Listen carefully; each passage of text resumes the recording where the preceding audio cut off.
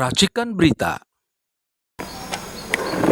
Assalamualaikum warahmatullahi wabarakatuh. Waalaikumsalam. Saudara sekalian, saya agak terasa berat nih karena di Kapit dua begawan, ya, satu begawan hukum, satu begawan ekonomi dan penelitian dalam segala hal, yaitu Bapak Dr. Marwan Batubara.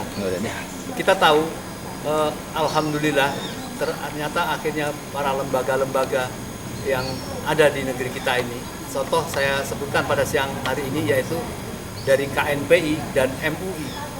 Mereka ternyata melakukan dukungan terhadap pencabutan, ya, dukungan pada pemerintah untuk mencabut proyek PSN PIK 2. Oleh karenanya kita harus beri sambut juga, karena kekuatan negeri kita ini tergantung persatuan dari rakyat untuk mengencah atau mengusir kejahatan-kejahatan yang terjadi di negeri kita.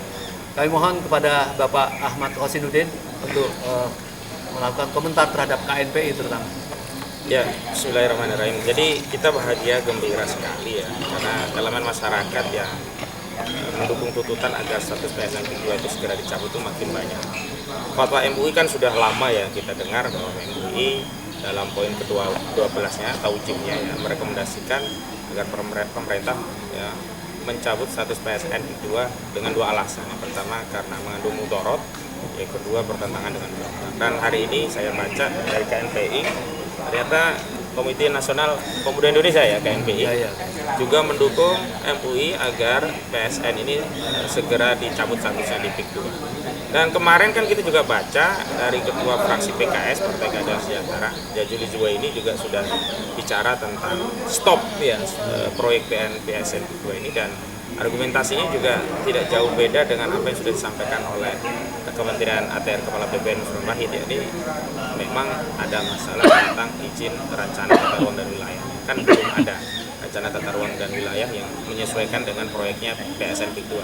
Jadi 1.500 lahan itu masih dalam bentuk hutan lindung yang belum dikonversi.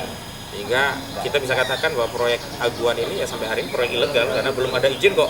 Sudah melakukan kegiatan-kegiatan proyek ya, menimbun dan sebagainya, memagari dan sebagainya, tapi izinnya belum ada gitu. Dan di lapangan mereka seolah-olah sudah memiliki lahan, sehingga kawan-kawan aktivis begitu datang di lapangan diusir seolah-olah negara ini sudah milik mereka saja gitu. Padahal kita yakini bahwa negara ini adalah negara Kesatuan Republik Indonesia, bukan negara Kesatuan Republik Aguan atau Republik Antoni Salim begitu. Dan yang kedua, saya ingin tegaskan bahwa dukungan itu alamiah. Sebab kalau hari ini ada elemen masyarakat, apalagi aktivis atau pergerakan tidak mendukung, justru dia akan ditandai oleh masyarakat, dianggap bagian dari orang-orang yang solid. Bahkan boleh jadi disebut jongosnya Aguan begitu. Karena hari ini saya rasa tidak akan ada alasan untuk bisa memberikan dukungan kepada proyek ini kecuali ya dapat sesuatu. Apa dasarnya kita mendukung orang berbuat zalim kecuali dapat sesuatu? Nah, karena itu saya kira saya menghimbau kepada elemen yang lain hari ini sudah mulai bersuara. Kalau partai sudah ada PKS, partai-partai lain juga harus bersuara dong. Misalnya PDIP, jangan hanya PDIP kencang bersuara terkait Harun Masiku, terkait Hasto yang jadi tersangka gitu loh. Oke lah, kita hargai Hasto sebagai tersangka, sebagai sekjen PDIP jadi tersangka, dibela oleh PDIP karena itu kadernya. Tapi PDIP yang juga menyatakan sebagai partainya Wong Cilik, ya harus membela Wong Cilik. Dan hari ini Wong Cilik yang ada di Kabupaten Tangerang dan juga Kabupaten Serang, itu saya yakin ada rakyatnya PDIP, ada Wong Ciliknya yang mendukung PDIP, yang nyoblos PDIP. Jadi saya kira hari ini juga PDIP harus bersuara agar apa, ketika PDIP membela diri terhadap Hasto Kristianto, masyarakat juga akan memberikan legitimasi terhadap pembelaan itu karena rakyat pun dibela. Tapi kalau PDIP dalam kasus PIK 2 bungkam, tapi pada Hasto kenceng, orang akan menganggap PDIP hanya belain kadernya doang.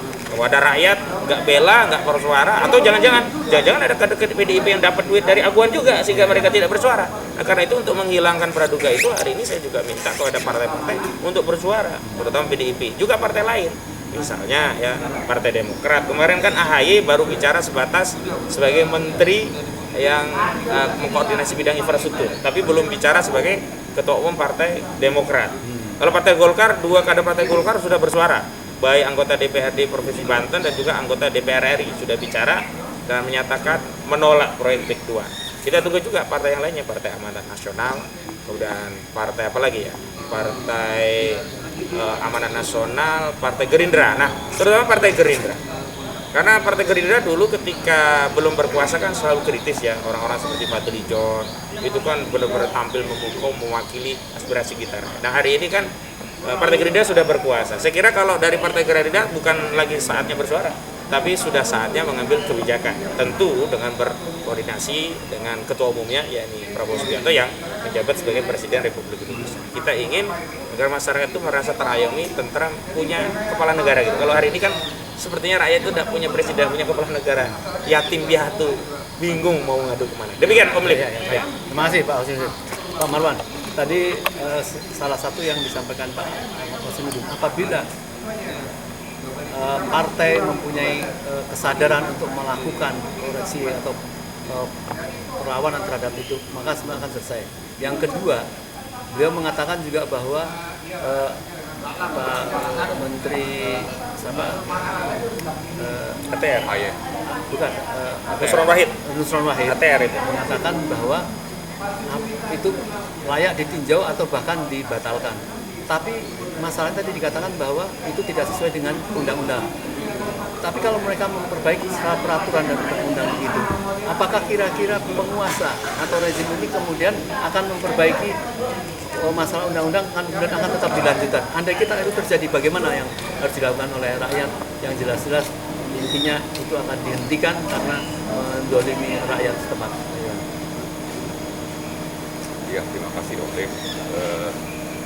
Kita menyambut baik tadi disebutkan tentang sikap dari KNPI dimulai oleh MUI misalnya.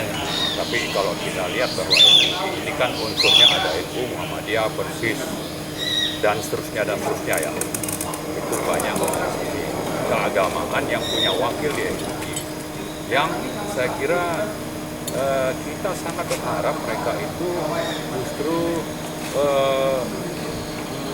menyatakan sikap juga dan diharapkan lebih dari yang disampaikan oleh MUI. MUI kan cuma bicara ada pelanggaran hukum, ada mudarat. Ya. Tapi ormas-ormas yang lain ini saya kira bisa juga mendukung sikap mereka, menuntut supaya ini dibatalkan, lalu juga disertai dengan bukti-bukti hukum di lapangan.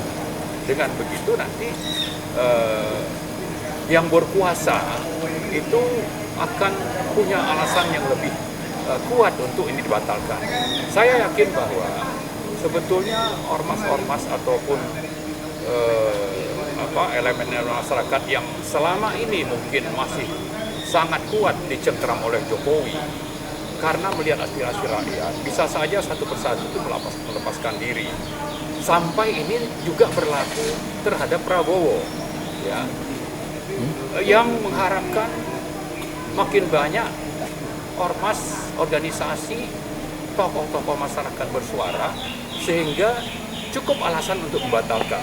Mungkin itu memang sedang dibutuhkan oleh Presiden Prabowo. Tapi ini sesuatu yang saya kira juga menunjukkan lemahnya Prabowo, tapi ingin berbuat sesuatu. Itu oke lah, kita mungkin bisa maklumi. Tapi yang justru kita harapkan adalah lebih dari itu. Jangan menggerakkan ormas-ormas sebagian bagian dari orkestra untuk di sana bersuara, sini bersuara, nanti dari situ ngambil keputusan. Oke lah, itu strateginya. Tapi ini terlalu lama. Dan belum tentu juga ini akan akhirnya bisa diambil keputusan dengan tegas oleh Prabowo. Karena itu, saya kira di samping bahwa kita berharap semakin banyak yang bersuara, tunjukkanlah bahwa Anda itu presiden, Anda punya segenap kekuasaan untuk mengambil keputusan terhadap kejahatan yang sudah melanggar hukum, melanggar HAM, mengkhianati konstitusi, dan menzolimi rakyat. Alasan untuk Anda mengambil keputusan dengan tegas membatalkan PSN 2 itu sudah, atau PSN PIK 2 itu sudah lebih dari cukup. Ya, meskipun tadi saya sebutkan bahwa orkestra dari berbagai ormas memang dibutuhkan, oke. Tapi fakta bahwa Anda presiden itu harus Anda tunjukkan Anda presiden pemimpin tertinggi yang punya kekuasaan untuk menjalankan konstitusi, membela negara, dan memperhatikan kezoliman terhadap rakyat untuk ini dihilangkan segera. Nah, kita sangat berharap bahwa ini segera diwujudkan oleh Pak Prabowo. Jadi jangan tunggulah siapa lagi nih yang akan bersuara. Ini saya kira bisa saja rakyat itu sudah pada mati dan oligarkinya merasa malah mungkin saja akhirnya Prabowo tidak berani mengambil keputusan dan program-program state corporate crime itu akan berlanjut. Sekaranglah waktunya bagi Prabowo untuk menunjukkan bahwa dia adalah presiden yang sebenarnya menjadi pemimpin rakyat Indonesia, bukan menjadi pengekor Jokowi atau berada di bawah cengkeraman oligarki yang dipimpin oleh Jokowi dan para konglomerat hitam. Kalau Anda tidak berani mengambil keputusan, Anda sama saja, dan saya kira daripada seperti itu mending Anda mundur sajalah. Betul. Mundur daripada membuat nanti rakyat semakin terzolimi. Tapi di sisi lain saya kira harap dicatat kami tidak akan tinggal diam seandainya Anda melanjutkan kezoliman itu. Saya kira itu. Ya baik, terima kasih. Kami ucapkan tentu dukungan dan terima kasih kepada KNPI dan MUI. Ya. Walaupun kita tahu bahwa mereka ini ormas, tidak mempunyai kekuatan secara politik, tetapi apabila dukungan nyata kepada rakyat ini, di mana para partai itu tidak memberikan dukungan nyata, tapi ormas bisa melakukan dukungan dan pembelaan terhadap rakyat, rakyat akan mencatat, ya.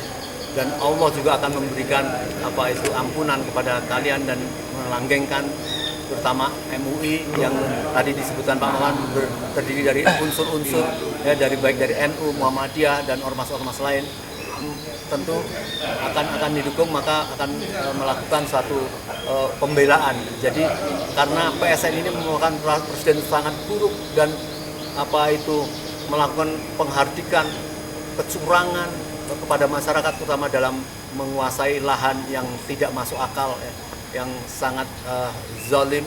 Sekian, Assalamualaikum warahmatullahi wabarakatuh. Waalaikumsalam warahmatullahi wabarakatuh.